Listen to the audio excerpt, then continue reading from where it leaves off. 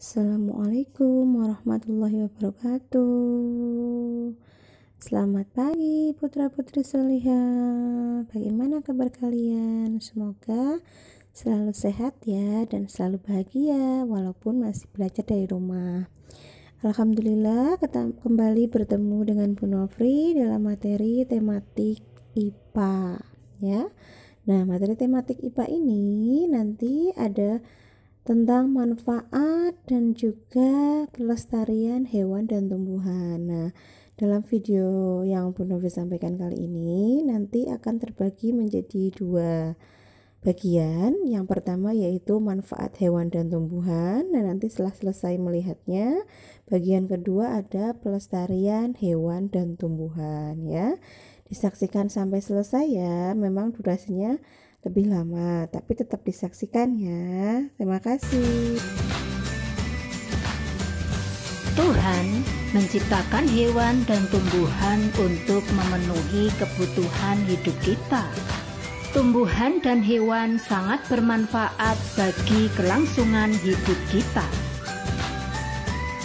Nah, berikut manfaat hewan bagi manusia. Yang pertama yaitu untuk bahan pangan. Bahan pangan yang pertama yaitu kita makan dagingnya. Contohnya sapi, kambing, dan unta. Yang kedua yaitu kita ambil susunya. Contohnya kuda, sapi, dan kambing. Kemudian yang kita manfaatkan telurnya, contohnya angsa, bebek, dan ayam. Dan yang terakhir yang kita manfaatkan madunya, contohnya adalah lebah.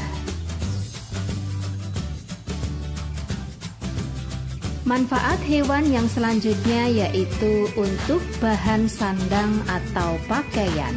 Yang pertama untuk membuat kain sutra. Kain sutra terbuat dari kepompong ulat sutra.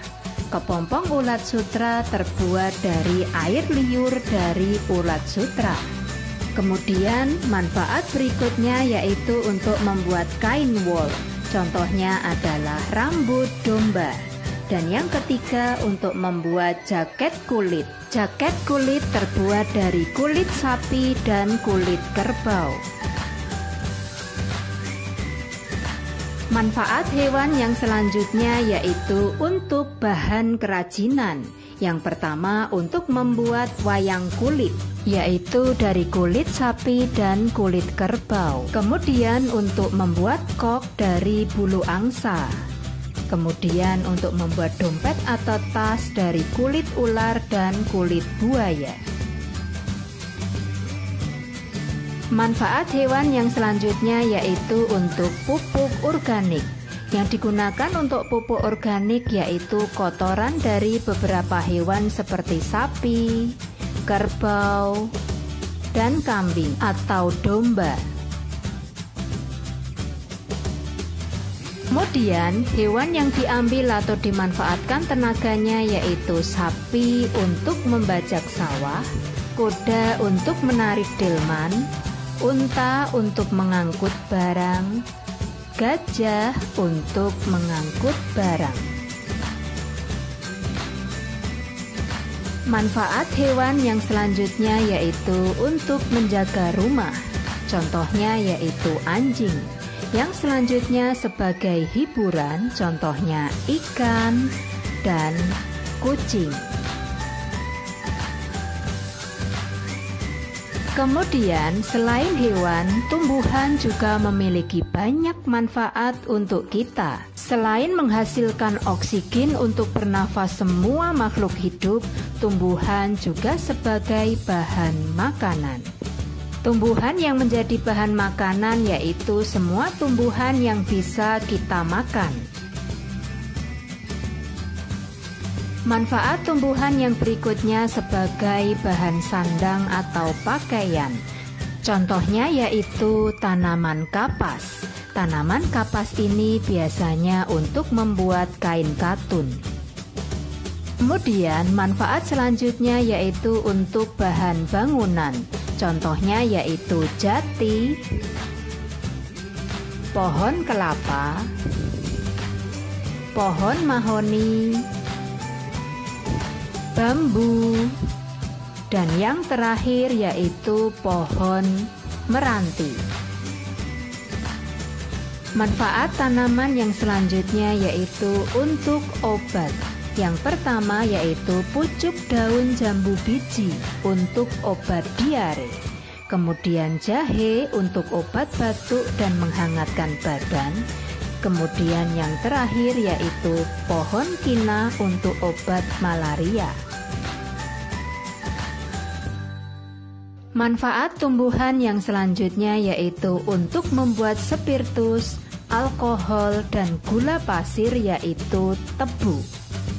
Kemudian yang digunakan untuk membuat karet, sandal, ban, dan lateks adalah tanaman karet. Tanaman karet yang dimanfaatkan adalah getahnya. Kemudian manfaat tumbuhan yang selanjutnya yaitu untuk membuat terpentin atau pengencer cat yaitu getah tanaman pinus. Kemudian manfaat tumbuhan yang selanjutnya yaitu untuk mencegah abrasi.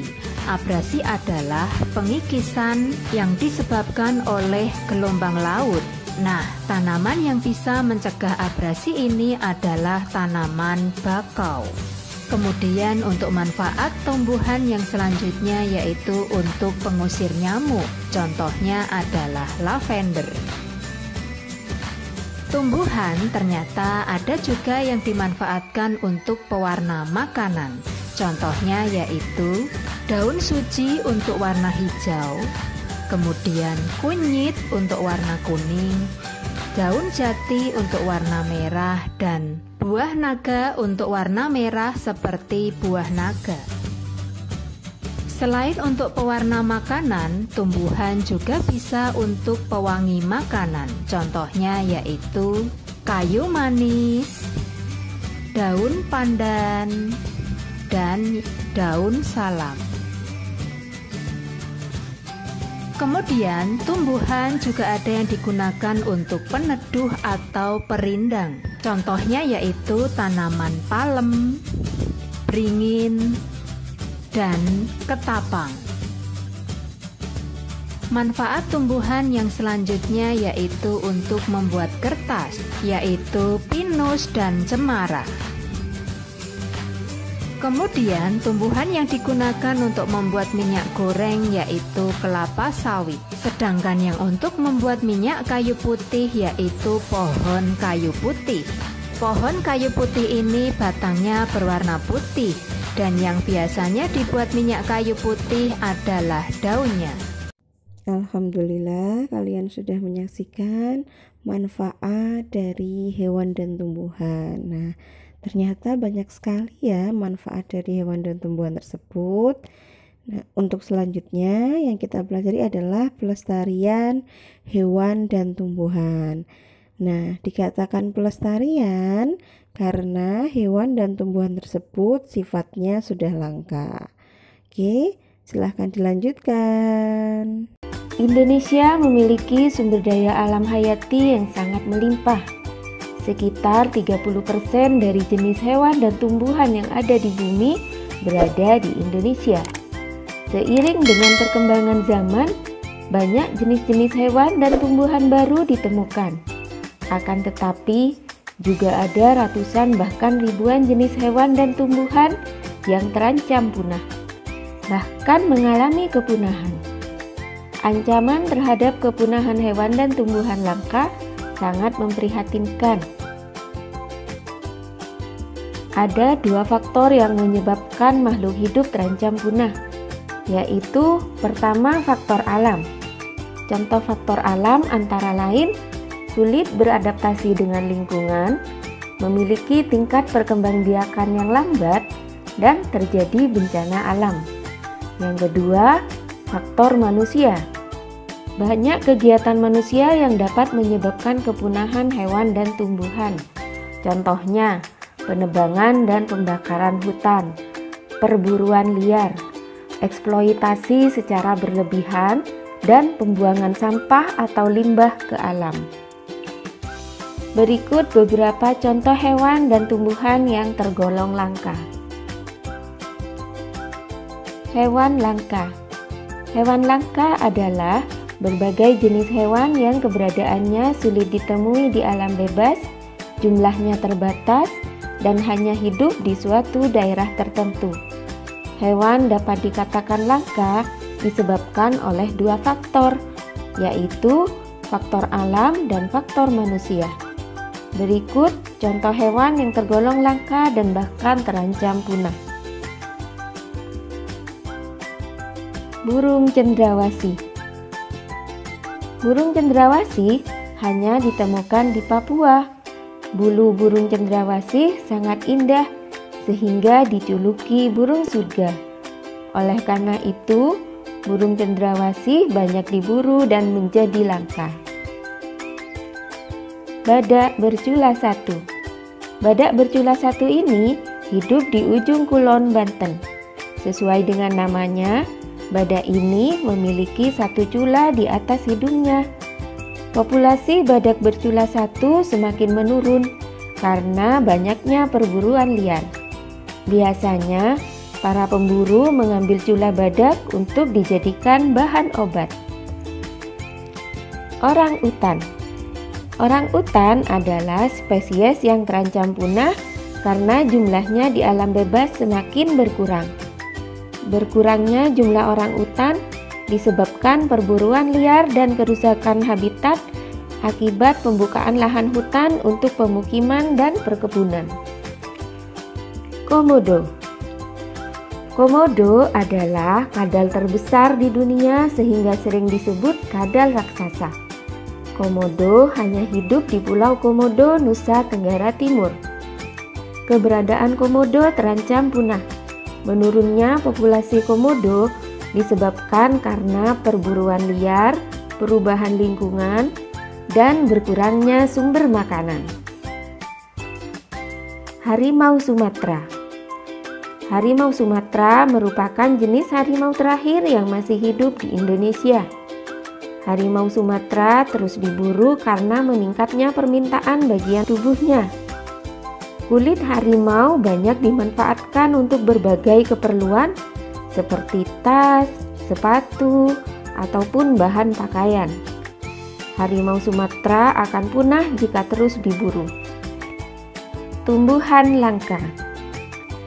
Seperti halnya hewan, tumbuhan juga dapat menjadi langka dan mendekati kepunahan apabila jumlahnya di alam bebas sangat sedikit.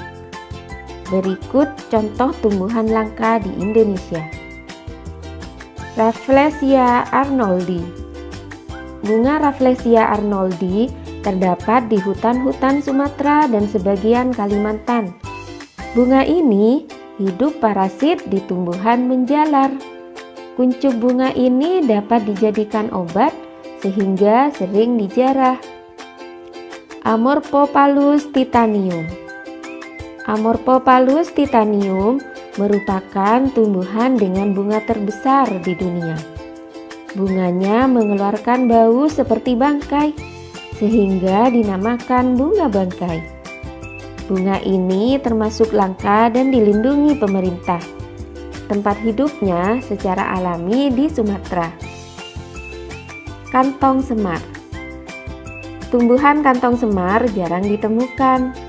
Tumbuhan ini tumbuh di daerah yang kekurangan unsur nitrogen. Hutan di Tangkuban Perahu, Jawa Barat merupakan salah satu tempat hidup kantong semar. Manusia sering mengambil kantong semar secara langsung dari hutan untuk diperjualbelikan. Cendana. Tumbuhan cendana banyak ditemukan di Nusa Tenggara Timur. Tumbuhan ini digunakan sebagai rempah-rempah dan sebagai pengharum. Keberadaannya kini langka dan harganya menjadi mahal. Aquilaria. Aquilaria merupakan tumbuhan penghasil kayu gaharu. Gaharu memiliki kandungan kadar damar yang wangi sehingga dijuluki emas beraroma dari hutan. Tempat hidupnya di hutan pedalaman Kalimantan. Harga jual tumbuhan ini mahal sehingga banyak diburu orang. Keberadaannya sekarang sangat mengkhawatirkan dan terancam punah.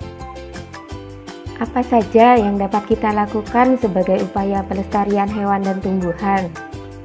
Usaha pelestarian hewan dan tumbuhan dapat dilakukan melalui dua cara.